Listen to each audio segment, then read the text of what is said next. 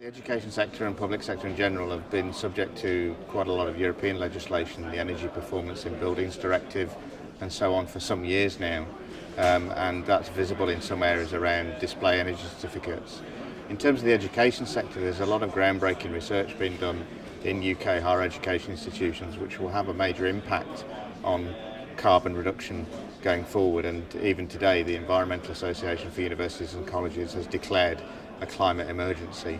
I think we have a responsibility as consumers of energy to make sure that that research gets connected to delivery, both in education buildings, in higher education institutions in our case, in public buildings in general, and then in our homes.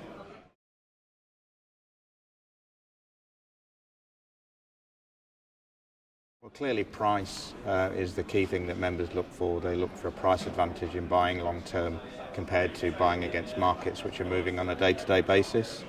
Long term is also a key part of that because universities and colleges will be around as energy consumers in some form for a good while to come. So again, that long term certainty.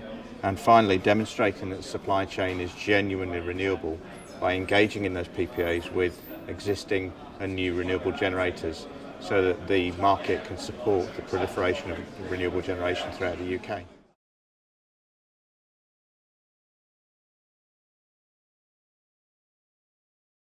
Well, the old adage in energy is the same as in any other market. You can't manage what you can't measure.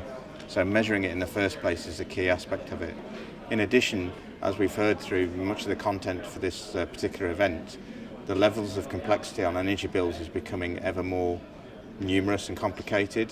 So understanding what each element of the bill is, what impact that has on your overall cost, and what impact that has on your overall consumption is also key.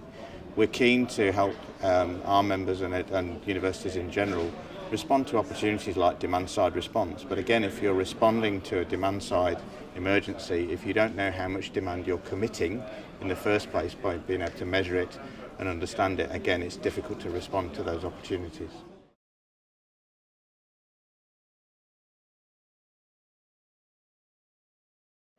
I would say almost certainly prepare for change and be open to embrace that change when it happens, the benefit of your energy estate.